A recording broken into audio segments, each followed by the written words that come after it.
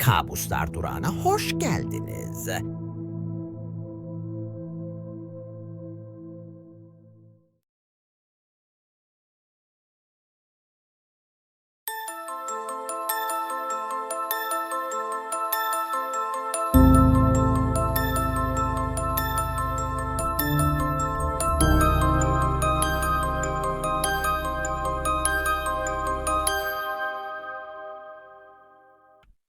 Kendi bedeninde hapsolmak, uykuya dalmak benim için hep riskliydi. O karanlık uçurumun kenarında gezinirken düşmekten korkardım. Ama yine de her gece kendimi o uçuruma bırakırdım. Zaten uyumaktan başka çarem yoktu, değil mi? Dün gece de öyle başladı. Göz kapaklarımın ağırlaştığını hissettim, yavaş yavaş düşüncelerim sustu ve bilinç o tanıdık sisin içine çekildi. Önce huzur vardı, sonra her zamanki gibi huzursuzluk. Bu gece her şey normale dönmüş gibiydi. Ama sonra o tuhaf şey oldu. Bedenimin üstünde süzülüyordum. Hayır, bu sadece bir rüya olamazdı. O kadar gerçekti ki. Kendimi yatağımda yatan halimi gördüm. Soluk alıp verişim düzensizdi. Ama en kötüsü hareketsizdim. "Uyan!" diye bağırmaya çalıştım. Ama sesim çıkmadı. Kendimi itekleyerek bedenime doğru yöneldim. O karanlık ve soğuk boşlukta yürümek gibi bir şeydi bu. Adım atmak istediğimde bir güç beni geri çekiyordu. Ama tüm gücümle bedenime dokundum. Beni bekleyen bir sıcaklık ya da tanıdık bir his vardı sanmıştım. Ama soğuktu. Donmuş gibiydi. İçeriye girmeye çalıştım. Sanki bir şey beni içeri kabul etmiyordu. Tekrar ve tekrar denedim. Ve nihayet bedenime girdiğimde korkunun gerçek yüzüyle tanıştım. Göz kapaklarımın altında dünyayı hissettim. Ama hareket edemiyordum. Çığlık atmak istedim. Ama dudaklarım mühürlenmişti. Kollarım ve bacaklarım da zincirlenmiş gibiydi. Rüya mıydı? Kabus mu? Yoksa ölüm gelmiş miydi? Zaman kavramı kaybolmuştu. Saatlerce, belki de saniyelerce o karanlığın içinde boğulmuştum. Derken dışarıdan gelen bir ses duydum. Biri adımı söylüyordu. Uzaktan yankılanan bir fısıltı gibi. Ses, derin bir kuyudan bana ulaşıyormuşçasına zayıf ama kararlıydı.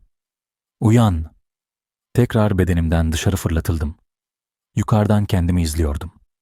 Beni çağıran ses yok olmuştu. Yine yalnızdım. Bedenime geri döndüm ve tüm gücümle çabaladım. Ama bu kez bir şey daha vardı. Bedenimin yanındaki gölgeler. Hiçbir şekilleri yoktu. Ama orada olduklarını biliyordum. Beni izliyorlardı. Onlardan birinin yanıma eğildiğini gördüm. Yüzü yoktu ama hissedebiliyordum. Ve söylediklerini anladım. "Burada kalacaksın." O an anladım ki bu bir rüya değil.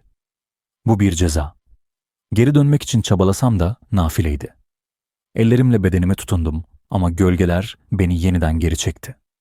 Her denememde daha güçsüz düştüm. Her seferinde biraz daha uzakta buldum kendimi. Ve şimdi buradayım. Hala bedenime ulaşmaya çalışıyorum. Hala uyanmaya çalışıyorum. Ama o gölgeler beni izliyor. Her çabamda daha da yaklaşıyorlar. Belki de artık uyumaktan korkmakta haklıydım. Çünkü uyumak asla uyanamamak demekmiş. Bölüm 2. Hapsolduğum yer, yaşam ve ölüm arasında. Bedenime dönmeye çalıştıkça bir şey fark ettim. Ölmek istemiştim. Uzun zamandır her gece uyumadan önce bunun hayalini kuruyordum. Karanlık, sessizlik, huzur. Bu dünyadan kurtulmak istiyordum. Ama şimdi burada, bu karanlık boşlukta ne yaşıyor ne de ölüyor olmak. İşte asıl kabus buydu. Gölgeler hareket etmeye başladı. İlk başta sadece izliyorlardı ama şimdi beni sıkıştırıyorlardı. Soğuk dokunuşlarını hissedebiliyordum. "Burada kalacaksın," dediler yine. Ama bu kez sözleri daha netti. Daha derindi. "Ben gitmek istemiyorum," diye bağırdım. Bu sefer sesim vardı. İlk kez yankılandığını duydum. Ama sesim kırılgandı. Bir çocuğun feryadı gibi. Gölgeler duraksadı. Sonra içlerinden biri alay edercesine konuştu. Ah, ama gelmek istedin. Hatta bunu diledin. Biz de geldik. Her şey o an gözlerimin önünde parladı. O karanlık geceler, yastığıma döktüğüm gözyaşları, beynimde yankılanan o tek kelime, bitsin. Evet, bunu istemiştim. Ama bu değil. Bu karanlık boşluk, bu soğuk ve yalnızlık. Hayır, düşündüğüm gibi değildi. Ölüm huzur olacaktı, değil mi? Ama bu, hiçliğin içinde kaybolmaktı. Asla var olamamak, asla yok olamamak. Yanılmışım, dedim nefes nefese. Gelmek istemiyorum, yaşamak istiyorum. Gölgeler tekrar güldü ama bu gülüş insanlara ait değildi. Delilikle, kaosla doluydu. Yaşamak mı istiyorsun, dediler. Bunu geç düşünüyorsun. Bedenime tekrar döndüm. Çırpınıyor, tüm gücümle hareket etmeye çalışıyordum. Parmaklarımı oynatmak istedim, olmadı. Göz kapaklarımı açmak istedim, başaramadım. Sadece içeriden kendi sessiz çığlıklarımı hissediyordum. Sonra gölgeler yaklaştı ve kulağıma fısıldadı. Buradan kurtulmanın tek bir yolu var. Ne? Diye sordum. Ne yapmam gerekiyor? Bize teslim ol, dediler. Tüm varlığını bırak, bize katıl. Anladım. Eğer onlara teslim olursam, bu hiçliğin bir parçası olacaktım. Tamamen yok olacaktım. Ama eğer direnmeye devam edersem, burada bu arada kalmışlık içinde hapsolacaktım. Ya teslimiyet, ya sonsuz mücadele. Bir seçim yapmam gerekiyordu. Ama neyi seçeceğimi bilmiyordum. Yaşam, bedenimde yeniden var olmak. Ama buna nasıl ulaşabilirdim? Yoksa teslim olup bu eziyeti sona mı erdirmeliydim? Ellerim ve ayaklarım hala hareket etmiyordu ama kalbim bir şeyler söylüyordu. Bir sıcaklık hissettim, bir umut. Bir yerlerden, çok uzaklardan bir ses, çok tanıdık bir ses beni çağırıyordu.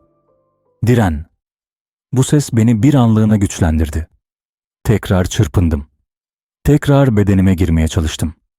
Gölgeler yakama yapıştı. Beni geri çekmeye çalıştı. Ama bu kez pes etmeyecektim. Yaşamak istiyordum. Karanlığa teslim olmayacaktım. Ben buradan çıkacağım diye haykırdım. Sesim bu sefer gölgeleri titretti. Ellerim, parmaklarım, bacaklarım hareket etmeye başladı. Göz kapaklarım açıldı. Sıcak nefesimi hissettim. Kalbim deli gibi çarpıyordu. Sonunda bedenimdeydim. Ama şimdi biliyorum, ölmek istediğimi düşündüğüm her an, o gölgeler beni bekliyor olacak. Yaşamaktan vazgeçtiğimde tekrar gelecekler. Şimdi tek yapmam gereken şey, asla vazgeçmemek. Çünkü o karanlık her zaman çok yakın ve çok aç. Nefes nefese yatağımda doğruldum ama bir şeyler hala yanlıştı. Oda karanlıktı ama bu karanlık tanıdık değildi. Hava ağırdı, göğsüme bir şey çöküyormuş gibi hissettim. Lambaya uzandım, parmaklarım düğmeye dokundu. Tık. Işık yanmadı. Hayır, dedim kendi kendime. Bu sadece bir kabustu. Uyanmıştım. Öyle değil mi? Ama sonra odamın köşesinde bir hareket gördüm. O gölgeler, onları tanıyordum. Karanlığın içinden şekilleniyorlardı. Uzun, ince, insan olmayan formlar. İleri doğru eğildiler, yavaşça üzerime yaklaştılar.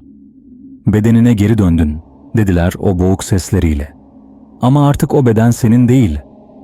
Buz gibi bir korku damarlarımdan geçti. Ellerimi yüzüme götürdüm ve o an fark ettim. Parmaklarım bana ait değildi. Cildim soluk, damarlarım koyu maviye çalan bir renkteydi. Ellerim titriyordu ama bu benim kontrolümde değildi. Yatağımın yanındaki aynaya döndüm. Baktığım şey, ben değildim. Gözlerim boştu, siyah ve derin. Dudaklarım bir gülümsemeye zorlanmıştı ama bu benim gülümsemem değildi. Artık sen sadece izleyensin, dedi gölgeler gülerek. Bedenini geri aldık. Ve biz bu dünyada kalacağız. Çığlık atmak istedim ama sesim çıkmadı. Dışarıdan bir fısıltı duydum. Bu benim sesimdi ama ben söylemiyordum. Ben iyiyim. Her şey yolunda. Ama içimde bir yerde çığlık atmaya devam ediyordum. Çünkü artık o çığlığı duyan kimse yoktu. Gölgeler bedenimi çalmıştı. Ve ben karanlıkta sadece izleyen bir hayalettim.